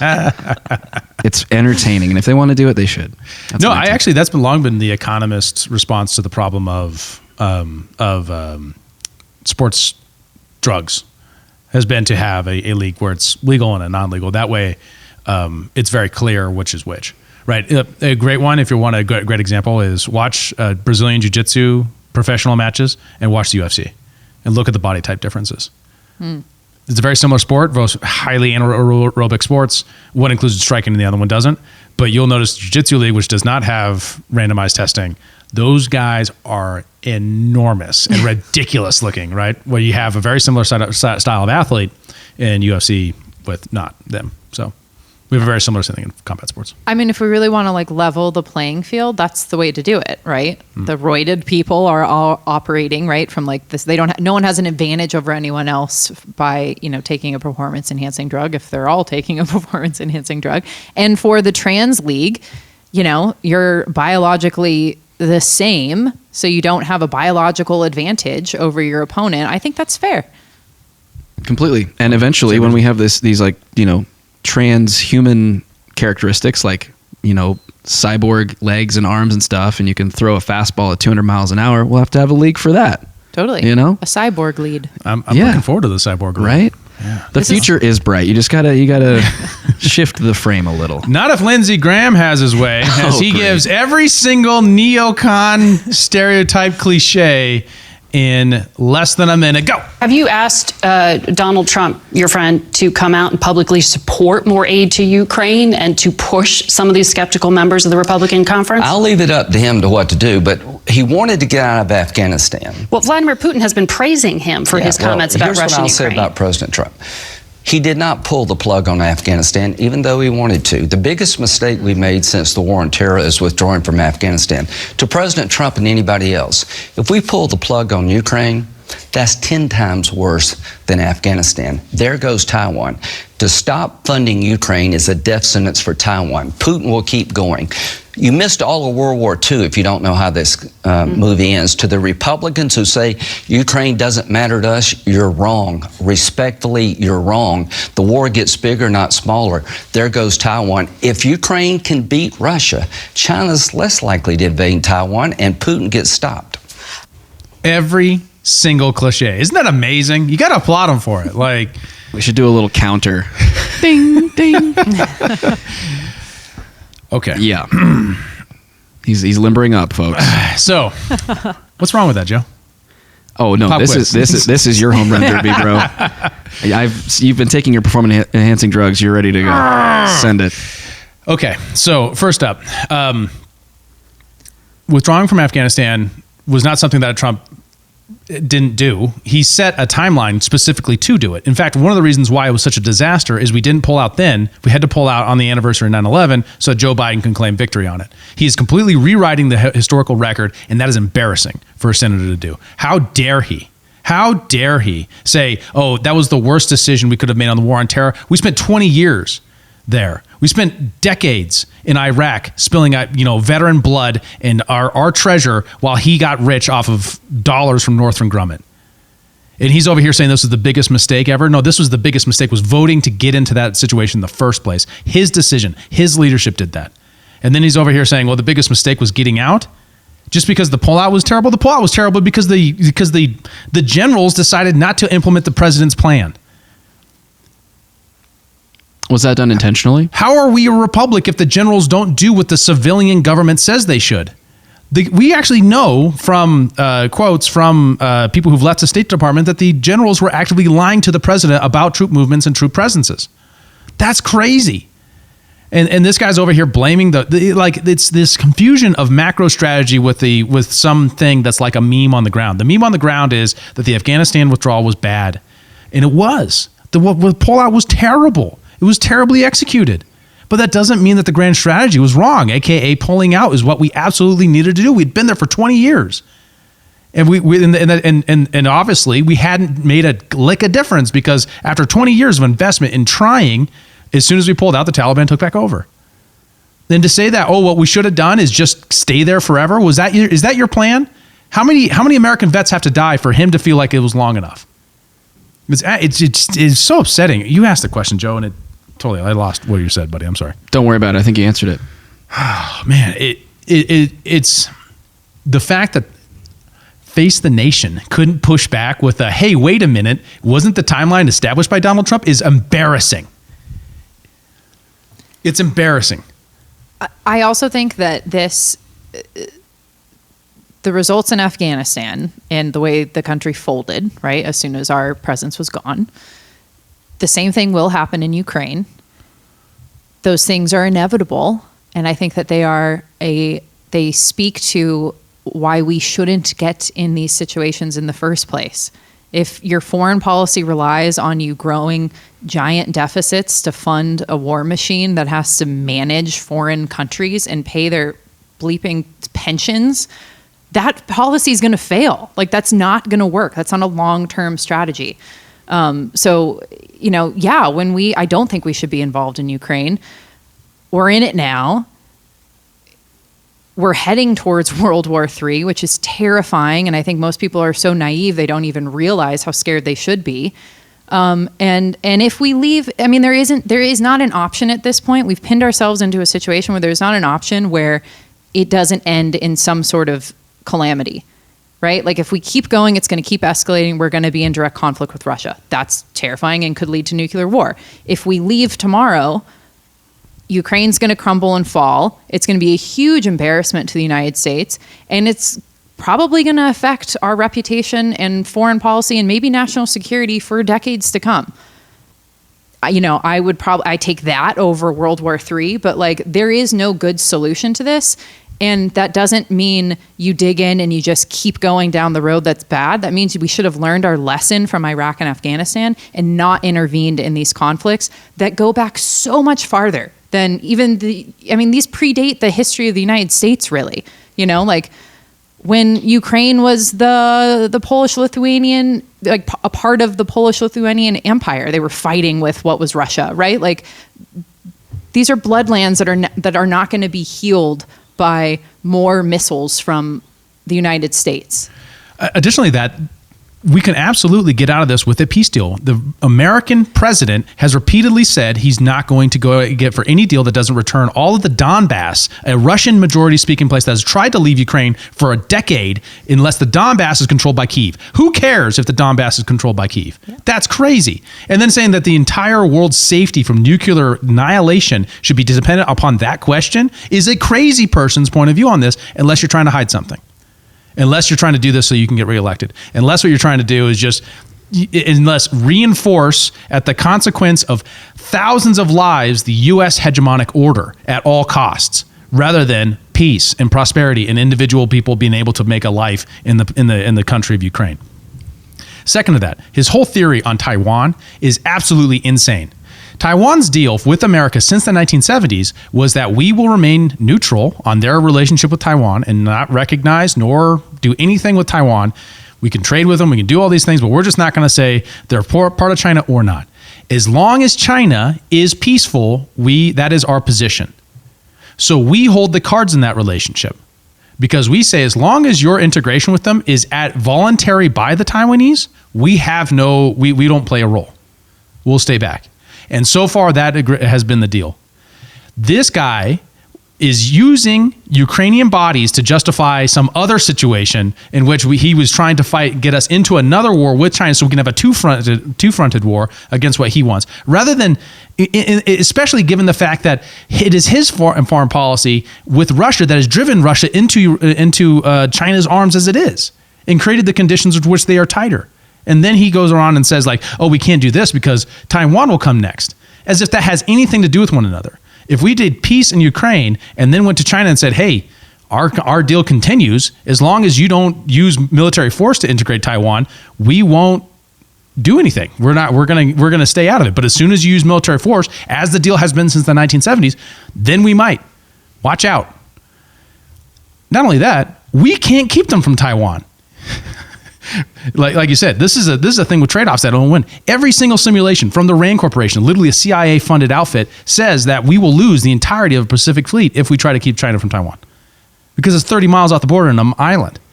You can't defend that by just sending planes over there, or troops, or guns. You can't. Fortress Taiwan does not work. At least show me the evidence that it does. Right. And that's the thing that frustrates me also about Lindsey Graham is he will just say, well, I was in the meeting and that's what the general said. Give me evidence that I can review, please. And then lastly, Putin is Hitler thing is just so frustrating because believe it or not, there's more than one lesson to learn from history. History is not just World War II happened and therefore this is America's role in the world. That is a narrative. That is a religion. That is a way of looking at the world to pull your strings, to manipulate you, to use the nobility of the American dream as a weapon against you. That's what that is. Instead of saying, hey, we made mistakes at every step of the way here. Vietnam War was a mistake. For what reason? The Iraq War was a mistake. For what reason? The entry of World War II against the Axis powers in Europe was not a mistake then, okay? We can say that. We can say, absolutely, we should have stood up to Hitler. Yeah, okay. That doesn't mean that this moment is his moment to be Hitler, right? That doesn't mean that. He could also just be a guy who, for a very long time, as the historical facts say, and if someone has other facts, I'd love to see them, that for a decade, for 2 decades, he's been saying, don't expand NATO to my doorstep. That's a red line. That's a red line. Only 2 years ago, he was proposing a peace deal saying, hey, if you guys don't put Ukraine into NATO, we'll have a peace. Or put Ukraine into NATO or NATO into Ukraine. We'll have peace. And then they didn't. And then he invaded. That doesn't mean he's justified. It means you have to understand the motivation of your opponents if you want to defeat them. Right? If we want to stand up to the Russian Federation, do a better job of that, we can't do that while not understanding their motivation. And it drives me crazy that he leverages that to get us to do something terrible, which is to use Ukrainian bodies for his goal of U.S. hegemony. Not for peace, not for the continuing of the human race through, nuclear arms reduction. In fact, he was there for all the other things that have reduced and made that more likely. But for the hegemony of the United States, military, which is not the same thing. All right, that's my rant. I feel like I need to toss you a towel. Frustrated. The first time I watched it, I was like, yeah, we should react to that. That was funny. That was a lot of cliches. And then this time I watch it, I'm like, I feel like my face is red. I think it's also worth noting, and I feel like this is a little known fact that just kind of slipped under the radar and now is intentionally obscured, right, to fit the war narrative. But Secretary of State Anthony Blinken went to Ukraine before the invasion and said they signed an agreement saying Ukraine NATO membership is on the table. And to your point, David, that was Putin's very clear red line. And every Cold War expert has said that we shouldn't touch Ukraine because it will provoke Russia. So is anyone surprised that he invaded after we did that? I mean, that was a huge geopolitical decision that had major consequences. And it just gets, it's conveniently ignored and left out of the narrative. Completely. That's what makes me think, okay, I know that there is naivete within this administration, right?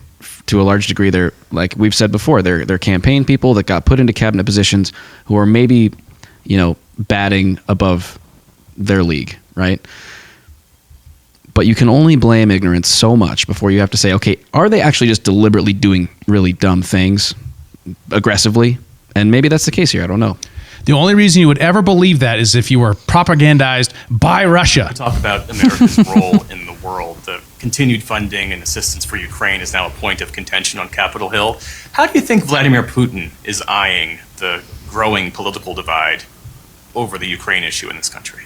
I think Putin is not only thrilled by the divide over whether we continue and at what levels to fund Ukraine, I think he is fomenting it as well. Putin and his team that does the kind of interventions, covert and overt, aiming to undermine democracy and to suborn political leaders, is a big part of how he sees his role. So when I see people parroting Russian talking points that first showed up on Russia Today or first showed up in a speech from a Russian official, that's a big point scored for Putin. When I see Americans in positions of responsibility talking about how, we shouldn't support the people of Ukraine, they're corrupt, I think, yeah, they are working very hard to be transparent and accountable. And talk about corruption, there is the master of corruption living in the Kremlin. So there's an ideological and sadly partisan political divide. And I know that the majority of Congress is still in favor of supporting Ukraine. So we've got to get through this period. We have to pass legislation and continue to support. And, Jeff, this fight is our fight. Honestly, I don't understand any American siding with Putin, but we've seen it and we've heard it and we have to fight against it. Siding with Putin. See, this is what's so frustrating. If you got to make a case, make the case. Don't say, "Oh, they're corrupt, but so is Russia." Who cares? I care about where my tax dollars are going, and they're not moving weapons to Ukraine and then being giving to international cartels, criminal cartels. Right? That's what Seymour accuses, and there's been substantial reporting around. Some of that substantial reporting recently. Politico on the 2nd of this month. Politico published a story about a leaked U.S. strategy on Ukraine that shows that the Biden administration is far more worried about corruption and our weapons being sold on the black market than anybody's willing to talk about publicly. So, so she's full of shit. And it drives me crazy that if you had facts, bring the facts, lady. You're the former Secretary of State. Yeah. You're a former senator. You have access to all this resources. If I'm wrong, if all these people are wrong, bring an argument. But instead just say, they're lying to you when they say, well, they're just talking points for Putin. If this was 2003, she'd be saying, oh, he's just a talking point of Saddam Hussein. These are the same things. Wake up, America. These people are lying to you, to your face. And they're using human bodies to make money. Death of children to make money. And they're doing this while they're smiling at you and saying, anyone who disagrees with me must be an apologist for this terrible human being, Putin, which I agree is terrible. Yeah, but for Hillary Clinton to call him the king of corruption is sort of like the pot calling the kettle black, right? I mean, yeah. I don't know. I also think it's I would love to see a journalist ask her about when she was Secretary of State, about her Russian reset, which we talked about on the last episode that I was on a couple episodes ago. Like how does she reconcile this, right? Like, and I think that flip-flop, maybe you could argue that the entire Democrat establishment has just, their views on Russia have evolved and done a 180. I think it could also point to a hypocrisy and political motivations rather than, concrete, moral principles that they're acting upon. I think you're right. More than likely. Yeah. So we have Kat's, and last one on Ukraine, and I know this is my pet subject, but this is my second pet subject now, is this spokesperson for Ukraine is, well, they got fired after Kat's comments last time. And I was this is Kat's favorite person online, even though I'm way more obsessed with them. Okay, so remember, this is an American journalist who went over to Ukraine to fight and then got put into like a propagandist role, and then basically said, we're going to hunt down people who say things bad about Ukraine and question the war functionally as Putin propagandists, making maybe an oblique reference to an American journalist who is currently in a work camp someplace in Ukraine that we lost track of. What was the guy's name again? You always remember and I always forget. It's I don't recall. Look. This is embarrassing. We covered him too. I'll find it here. I always forget it. It's like one of those names, Gonzalo Lira. Yeah. And then after that, that got put online, and obviously it's in English, so very quickly Americans found outrage in it. And then we showed it, and you had the funniest, I think, joke we've ever made on this podcast. Hands down. Yeah, it was great. And so soon after this, they got recorded. Someone convinced her that they were an upper level Ukrainian official, interviewing her for a job promotion in the Ukrainian military after she got fired from functionally their Department of Propaganda. And this is some of the things that she said. This actually happened a couple weeks ago, but Kat wasn't on last week, and so I needed to bring this up now because I wanted to see how we'd react. And the reality is, Russians are not European. Russians, as Mr. Danilov was clear to say, Russians have a different culture. Russians are Asian. And ultimately, they do come from the Mongols. They do come from a grouping, Mr. President, Mr. Deputy, of people who are wanting to be slaves and want to be led just as it was from the days of Genghis Khan. And so I wish the rest of Europe and the Western world understood that Europe ends at Ukraine. Europe ends at Ukraine is what she said there. Wow. And that Russians are descendants of a culture that wants to be slaves. Because they're Asian. So she's a Nazi now. Wow. It sounds like officially. One of the crazy things about the war in Ukraine is how much Nazi there is around all this stuff. Right. But because they're speaking in a language that's not English, you can't talk about it. You can't expose it. You can't show it. And what she does here is she shows exactly what they're saying in another language probably all the time. Right, right. I did not see that coming. She also looks like a little Maoist in that green like the military green up to the top, perfectly ironed. I mean, she looks like she's part of the Red Guard. Oh shit! She can't win. I mean, this got released online. I don't know what happened to her. She's probably in a gulag by now. She's in the work camp too. But the thing about that is, I don't think she made that up out of the blue. Oh no! I don't think she just all of a sudden she became a racist who thought that they were an inferior race because they're from Asia and Russian. That is absolutely disgusting. So you're it's suggesting common. I think it's common parlance there. Everything that she has said, from what I've seen, is carefully rehearsed and sounds frankly like programming. So I wouldn't be surprised at all if this is the standard talking point in Ukraine. Wild. I mean, she's officially their spokesperson, right? Still? She was. I mean, now she's fired because it looks bad. But I mean, I'm sure there's probably different talking points for a Ukrainian audience and different talking points for an American audience, right? And she accidentally crossed over. Yep. Well, because she thought in this case she wasn't doing her job as propagandist, right? She thought she was interviewing. This is the way you ingratiate yourself to upper command of the Ukrainian military, is what she thought.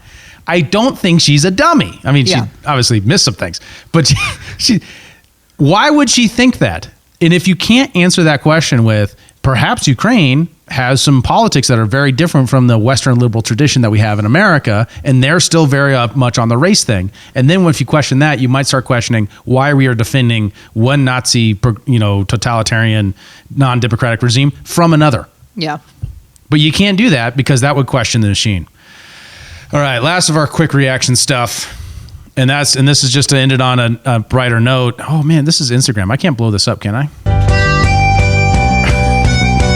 It's so accurate. Dude, it's incredible. White shroot for sure.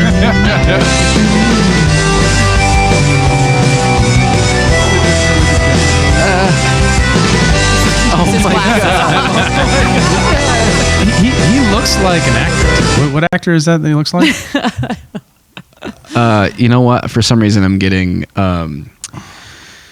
Arrested Development vibes a little bit, or maybe like. I mean, he kind of almost looks like the creator of it all, Larry David. Larry David, thank you. Yeah. Yes. Oh yeah, yeah. He kind of looks like Larry David. Yeah, he does. Or Bernie Sanders. He has some Bernie Sanders vibes too. Yeah, like a New York thing. Yes. Or Vermont, East Coast. Whatever. East Coast. The blob. She's from California. We're from Montana. sorry. We don't know anything what's going on I don't out know there. either It's way. all one big It's all the mystery. same. Whatever. Just where my tax dollars go to. The right side of the Mississippi River just doesn't even exist. Yeah. The funniest thing though about this is that is not edited. They put music over it and they added the little credits, but that is how it was filmed. Incredible. It's nuts. Incredible. It's nuts. Our justice Wow, system so- is a mockumentary. Yeah. It's just incredible. Oh, Lord. All right, guys. Well, it has been a pleasure sitting down with you both today to discuss the news and laugh at the state of our clown world that we're living in. And I thank you both for being here. Kat, thanks so much for coming back and joining us. Yeah, I loved being here. Thanks a bunch. We would love to have you back if you will brave the studio once more. I think I can handle you misogynists a little more. Okay. All right. That's enough. That's enough. Sorry. All right. You should have just said I can handle this ginger a little more. Oh, right. Cut him Let's right. differentiate, Hey, yeah. he's got pronouns. Hey, that's our word. Ginger. That's our word. Thanks so much for watching. Join the Discord. Thanks for tuning in to Human Reaction. Help us fight internet censorship by liking, commenting, subscribing, following, and sharing the show with your friends. To find us around the internet, visit linktree.com/humanreactionpod. And remember, How offensive am I on a scale of 1 to 10? I mean, really, look at me. Look at me. You embody white supremacy and misogyny. Yes. Could not have said I'm it better. kidding. Yeah. Well, no, I mean, you're not wrong, though. I mean, as a stereotype, he kind of does fit the bill. Yep. Yeah.